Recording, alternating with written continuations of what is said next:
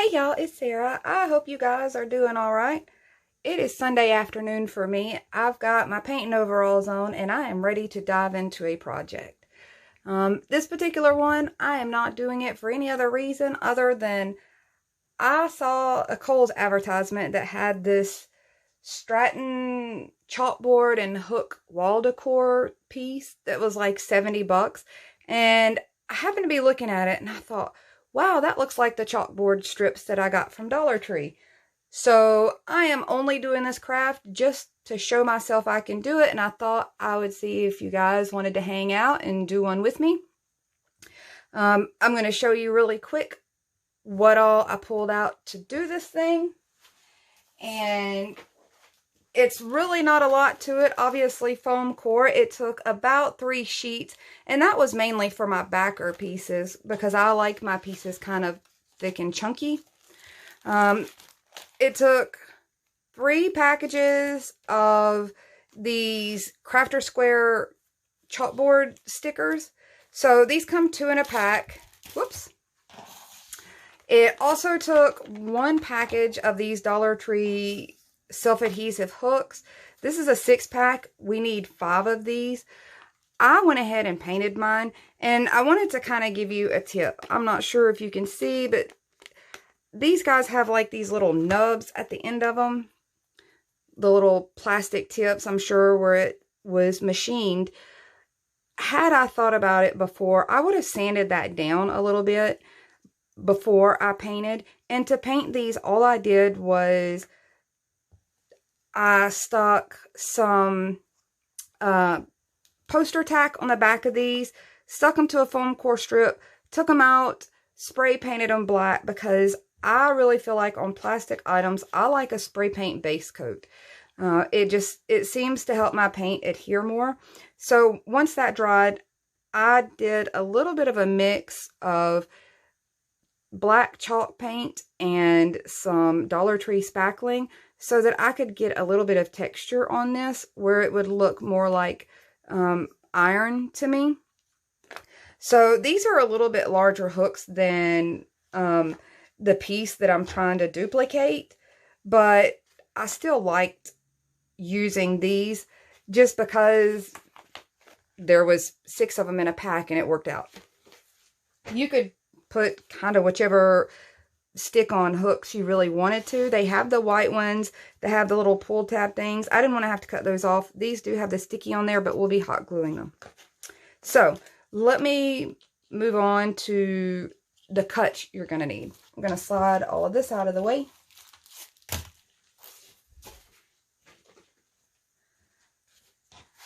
I really think this could be cute for fall. You know, write your little fall greeting across it, put your family's initials, just all kinds of cute ideas. And this would be lightweight enough if you wanted to hang it on the back of your front door. You really could with just some command strips. So let me get into what the cuts are going to be. The first, your largest cuts are going to be your backers, and there's 2 of these at 17 by 30. The other one is kind of underneath me here. And I'm not pulling this apart because I wanted to show you kind of what we're putting together so you can see for yourself what pieces need to be painted and what pieces we just need to do the sides of.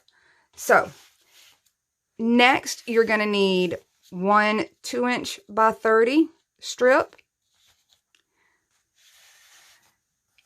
You're going to need 2 cut at 1.5 inch by 10 inch. You'll need 5 strips cut at 1 inch by 30 inches. But 2 of those are going to be cut down to these center pieces, which are the 1 inch by 10 inch.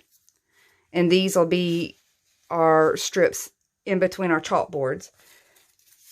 These 3 will end up being stacked and glued together.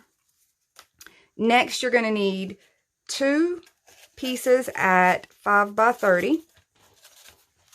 And that's it.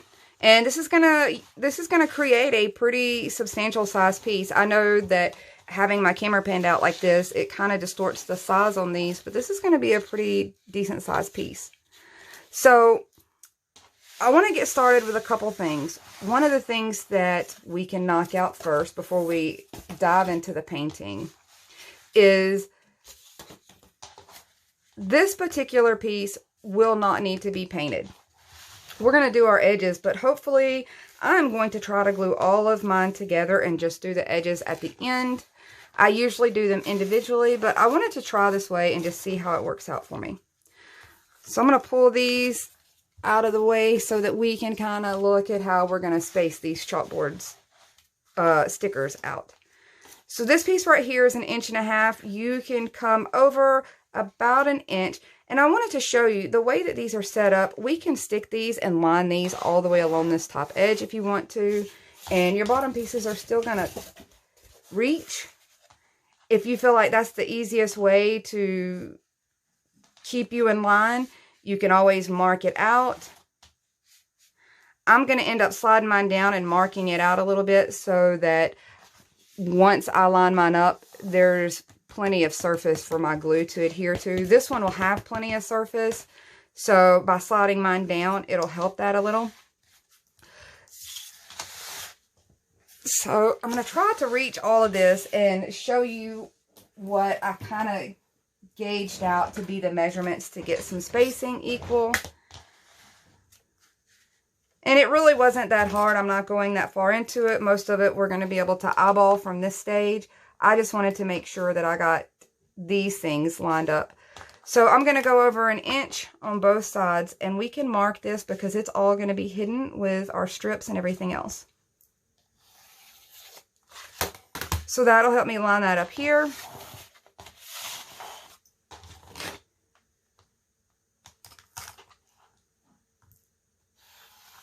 And this will help keep my chalkboards lined up. Let me move these out of the way before they go flying off my surface. Not that I would do that, but I would totally do that. Okay, so all the way around, you really only need this kind of 1 inch border. I think the hardest part on this whole project for me is going to be peeling the sticky part off of the chalkboards. So I'm going to go ahead and start doing that. And I'm going to start with my ends. And let me pull this one out of here so I'm not working so hard around it. So when I say my ends, I'm going to go ahead and do this end and that end, and then I will be able to kind of work the other ones in. Told you guys this is going to be the hardest part for me, I think. And I didn't want to bend it too much because I did notice that this chalkboard paper stickers here, they do crease. So I'm going to start right up here. Make sure that before I stick any of it down. Oh, let's get this stuck really quickly. This is one of the harder parts about working on a big scale, is trying to get your glue down and have it stay sticky until you get everything pushed into place. Anyone else see a big giant series of Polaroid pictures there?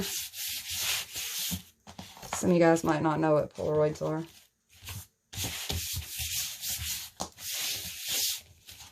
Okay.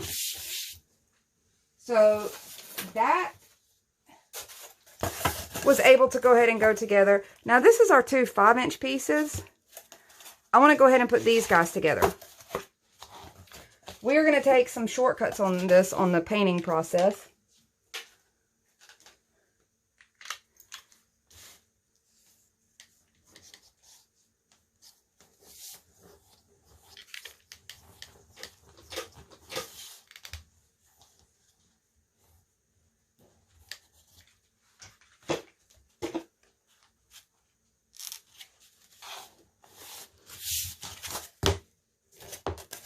Oh, it went together really, oh, paper cut. That went together really nicely. So we'll only have to paint this one surface now. Same thing with these little guys. However, I'm only going to put 2 of mine together. I feel like once it's a thicker piece, that might be harder for me to hold on to while I'm painting.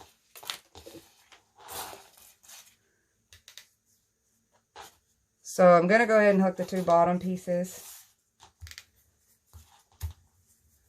That way I don't lose track of any of my pieces while I go, since they like to go flying while I'm doing my painting.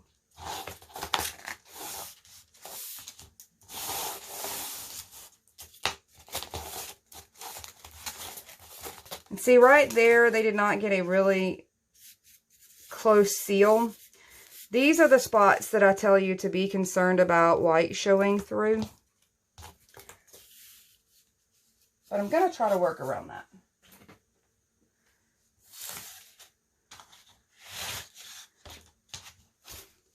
Okay, those are all the pieces that we can go ahead and pre-glue. It's time to get our hands a little messy. And I am going to be using kind of the salvage barnwood look. That's pretty typical for me. That's what I use in my house. So if I actually want to hang this up and decorate with it, it will match. But check out the other tutorials. I don't go too far into the paint colors in the craft tutorials. The paints and the different wood looks are all their own tutorials. So look for those, find the one that you like, apply it to whichever craft we're doing. This just happens to be the one that I like and that works with my decor. So paints, I am bringing in Waverly Wax in Antique, Waverly Wax in Clear. It's supposed to be clear, guys. Waverly Chalk Paint in Ink, which is the color black. And this is also Waverly Clear Wax. So I'm going to go ahead and start with these little pieces. These, I definitely want to get the edges really well. Excuse me, guys. I want to get the edges really well because these will be framing out, and you want to make sure that you're not seeing any white there.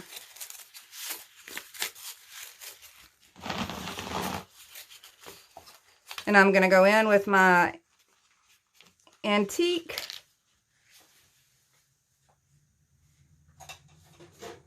And actually, let's go in with a little more Antique.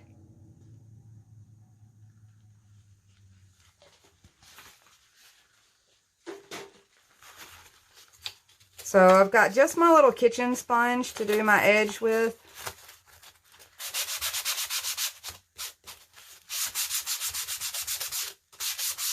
And I'll be doing this with 2 color tones anyway. The black will get layered over it.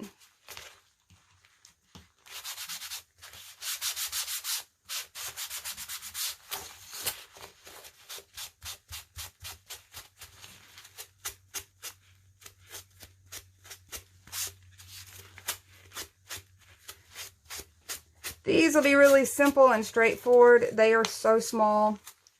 I'm not going to be doing a whole lot of distressing on this. And by distressing, I mean doing the knot holes, doing those kind of things. My inspiration piece had a little bit of that, but not very much. And I'm going to try to keep fairly closely with that inspiration piece. Now, guys, on your bigger pieces, I'm always going to tell you, use your sponge that gives you a little more texture. For these being as small as they are, we can get away with it on this one here. So it's seeped around. I don't even have to worry about touching up the backs of those to make sure that no white shows through. That works out just right. Pull in the next set of small ones.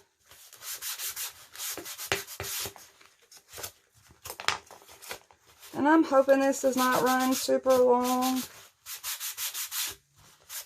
I try, y'all, I really do. But I'm mostly here to just craft.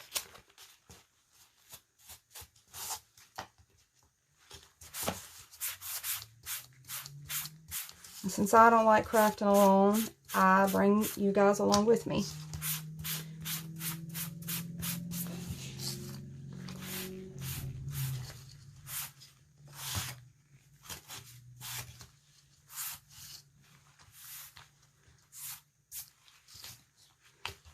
I tried to find me some better gloves today. Everything was in a size large.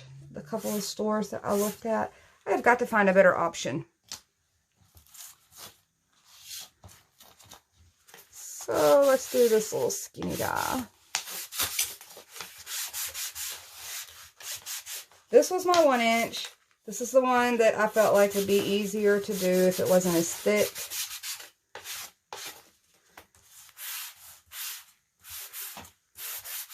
Although it might have made it easier to grab onto, I'm not sure.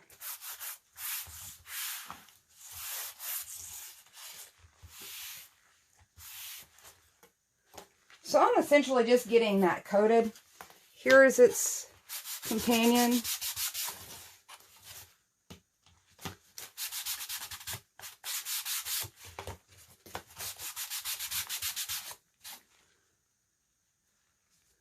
See, I'm really having to get my sponge saturated to get down in those little cracks this way.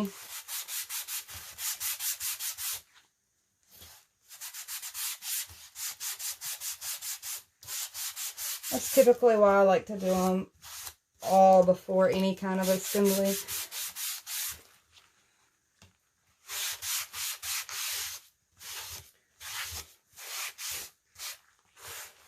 But I wanted to tell you, if you take this shortcut, and I'll be able to do this afterwards, if you take this shortcut, you can go in with just a paintbrush and get in some of those cracks.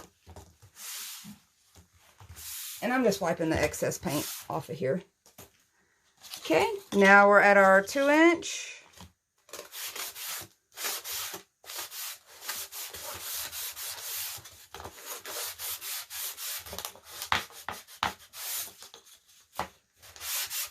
Now this 2 inch one, this is going to be at my top. I do know for sure that my inspiration piece happened to have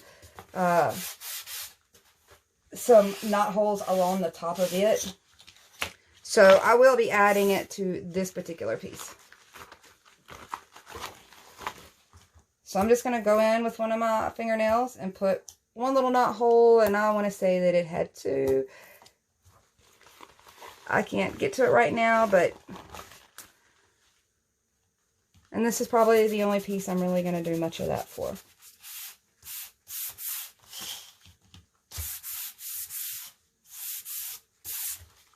And like I said, on these smaller pieces, layering this color on with this sponge is not that big of a deal because we don't get a big expanse of the wood grain across this, so it's less noticeable.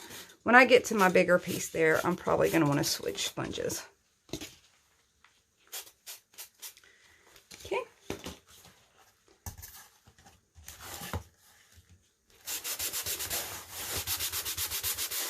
See, this one sealed really nicely when I glued it together. I'm not seeing a whole lot of white through it, so that's really good.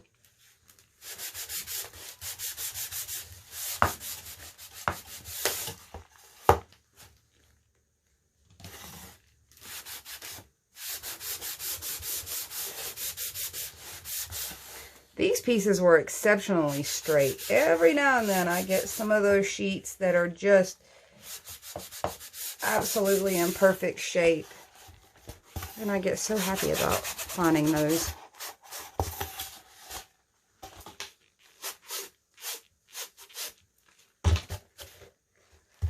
Okay, so here's my back side. I'm just going to rub some of that paint down those edges. I don't want it making a mess all over everything. And then I'm going to switch sponges to my front side so I can get a little, work my grain a little better on this front side. Now, the only thing that really is going to be very different about this and my inspiration piece, if you look up that, that Stratton chalkboard and hook piece, is that my wood tone is going to be slightly different. If I left it at this, it would be very, very close to the inspiration piece. But since this doesn't match my stuff, I'm going to change it just a bit.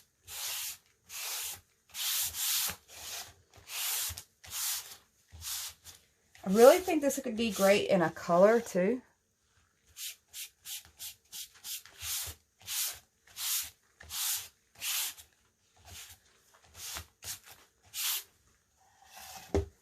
Okay, that's all my biggest pieces.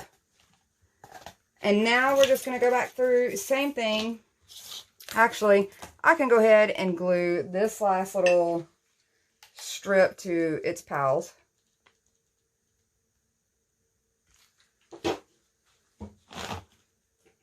Because it did not seem to pose too much of an issue for me. Trying to hang on to them at the same time. So I'm going to go ahead and put them together.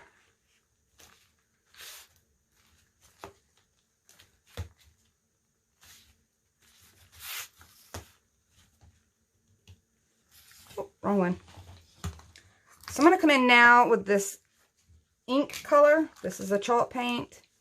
This is my wax. Grab my palette here so you guys can see me, kind of the consistency that I go with this. I'm not going in very heavy with this at all. I am going fairly heavy with this though.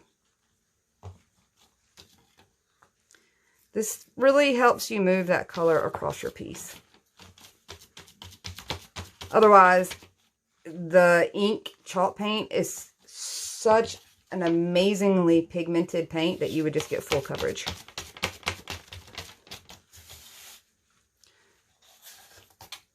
So I've got the most of it on here.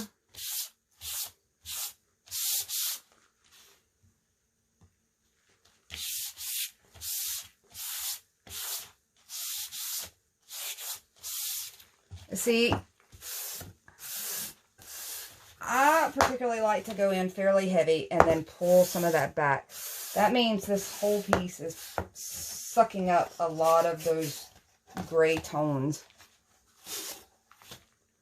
And when I say pull back, I'm taking a dry sponge now. So you can use this one.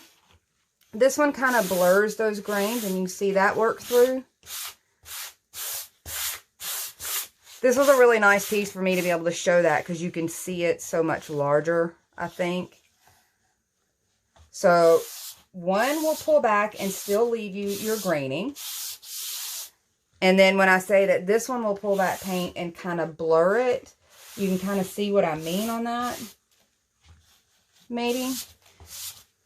So let me get a little more grain down here and see if you guys can see that. So you can see in spots that I'm leaving a little of the heavy grain. I'm blurring out some of it.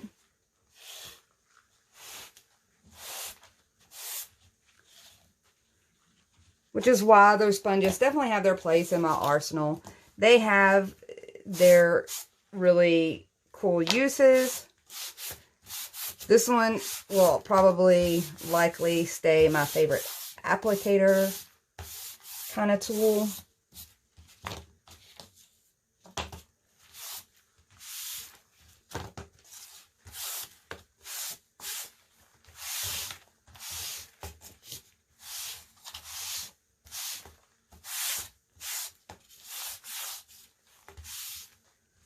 So I'm going to smooth some of that down.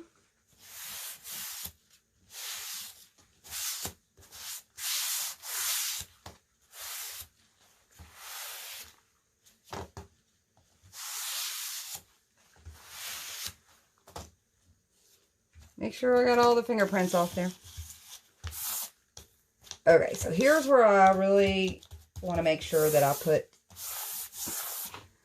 lots of pigment is right in those little knot hole spots that I made.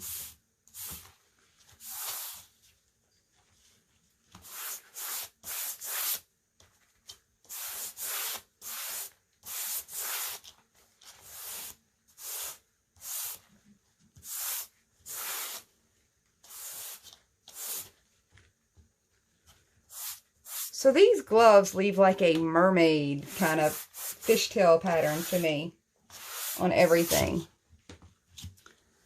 Just a heads up, if you decide to pick out some gloves to paint with, be sure to look at the pattern that's on the hands. I'm not sure which is harder to work around, the mermaid pattern or my fingerprints.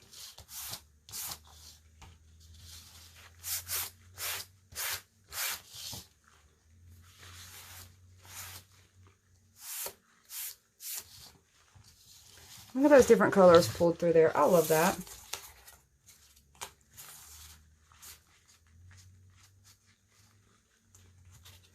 Let me go ahead and do these sides. I love how dimensional this color, this color happens to be.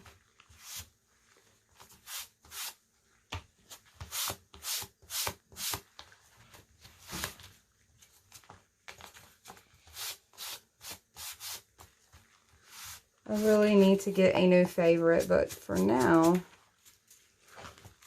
this one definitely has captured my attention, even though I have so many other options.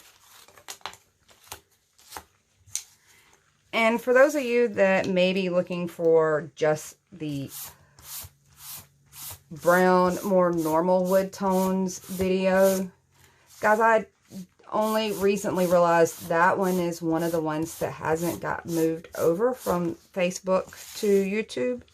So if you're desperately hunting for that one that has a lot of the brown wood tones, mahoganies, things like that, go check out, because that video is over there and has not been moved yet. And I am struggling to find the original. So that's part of why it's not been moved over yet.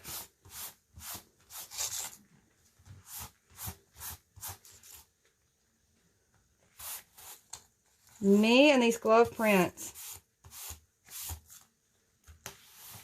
I'm going to show you one of my cheats happens to be when I'm painting by myself, I will use a sponge to hold it down so I don't leave too many fingerprints. So there we go. That is the worst of the painting. Oh, well, while I have my sponge here, while I have my paint here, I'm going to go ahead and do this edge. And seriously, this one, all we have to do is kind of up this side, because we should be covering all of this with our already painted pieces. And I'll have to go back in with a paintbrush and go down these sides and touch up where there might be still a little light showing through, because I didn't do front and back like I usually do.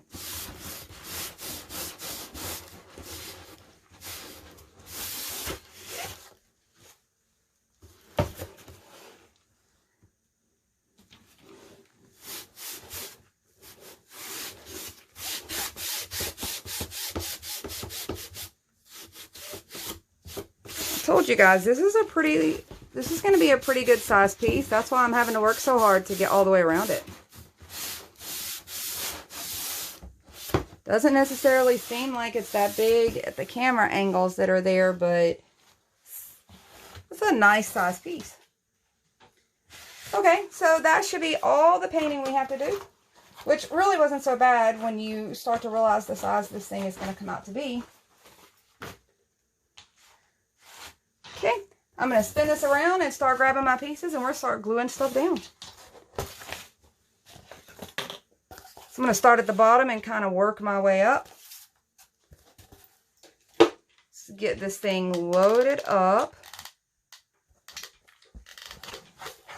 with lots of glue. I want it super strong. That way if I do hang anything, even lightweight, on my little hooks, that I know this is pretty stuck. I will say that once you get enough hot glue on this, they start getting a little permanent on you.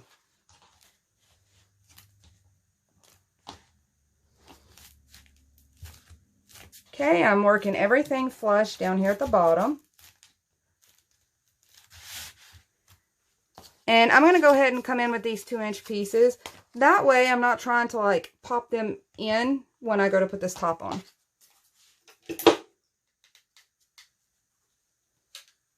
So same thing, or I'm sorry, these are 1.5-inch pieces.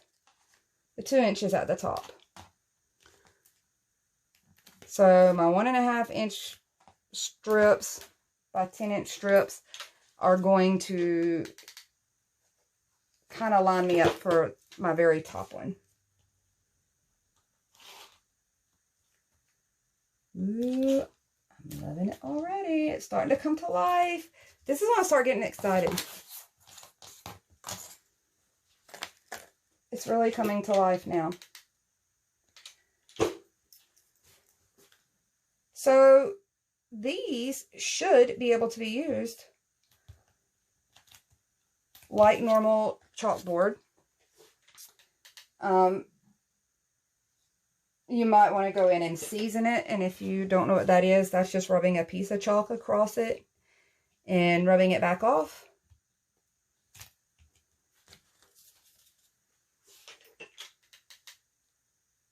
Look how exciting that is.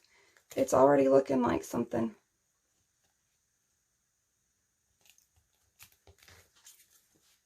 And this one's very forgiving. There wasn't a lot of, other than getting your couple small strips here, there's not a lot of cutting. There's not a lot of serious measuring. And you still end up with a pretty serious size piece. So I'm going to come down here, grab this top piece. And now it will, everything will line up there, so I'm not trying to squish those pieces in later.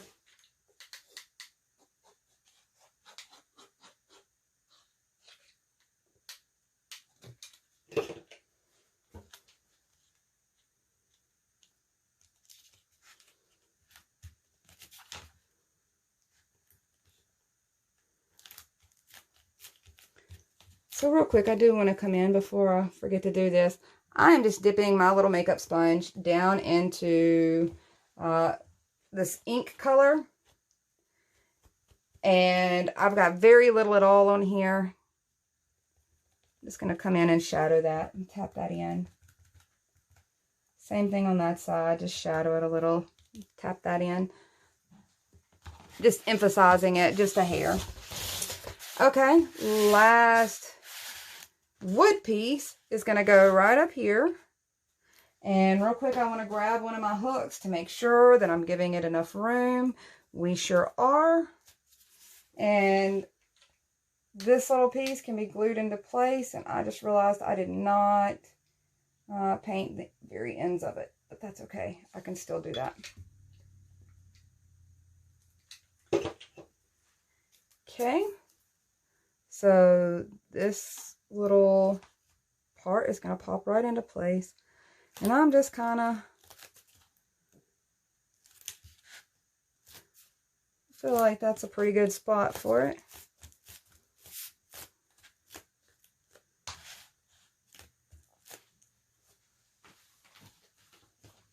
And now for the fun part with all the little hooks. Okay, this may be the second hardest part for me, is getting the backer sticky pieces off of these. So these are already sticky. However, I am going to come in here and load them up with glue. Anyway, hot glue. Because I don't know that I trust the sticky that is on here, but I trust a ton of hot glue.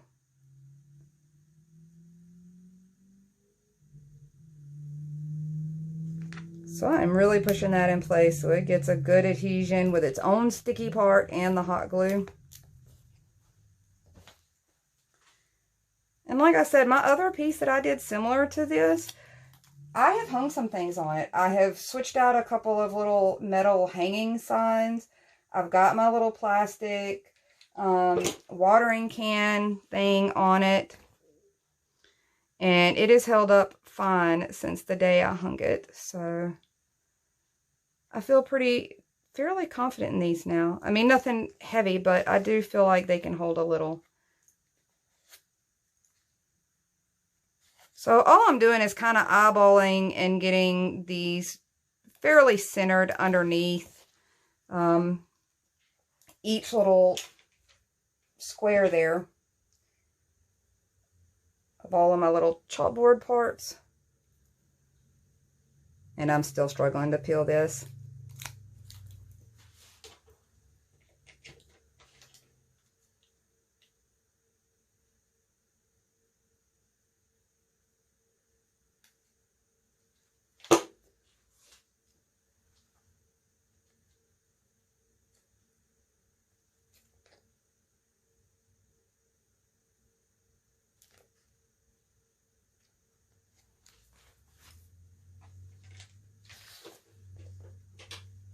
And we are getting almost done. I know I got really quiet. I got all concentrated.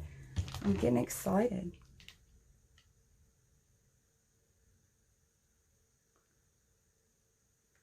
I saw the picture, thought I could do that. And it pretty much is very, very similar to the photo. And I am not sure how to post that photo to you guys, but it will be posted in the group so you can see exactly what this compares to. Oops.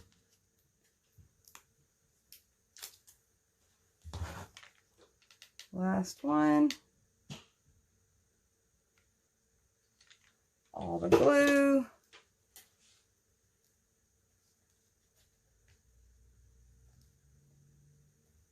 And there we go.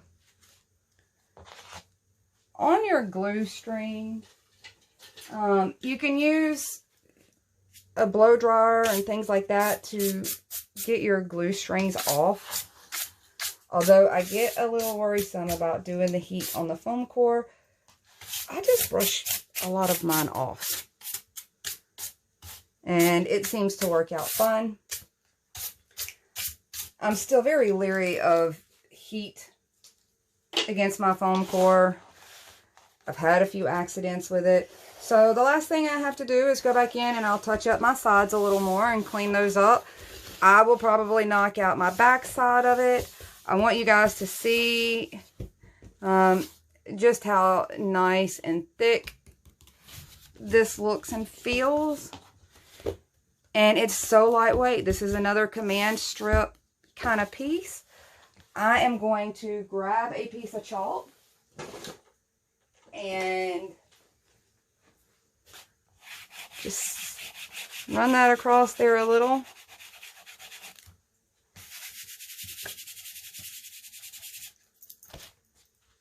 Let's see if I can wipe that off a little better than that. There we go.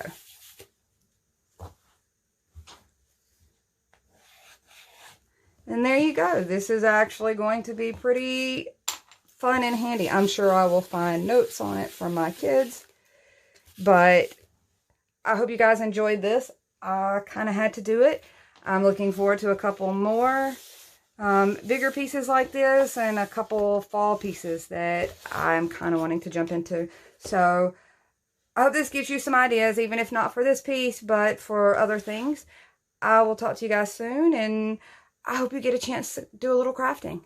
Bye, guys.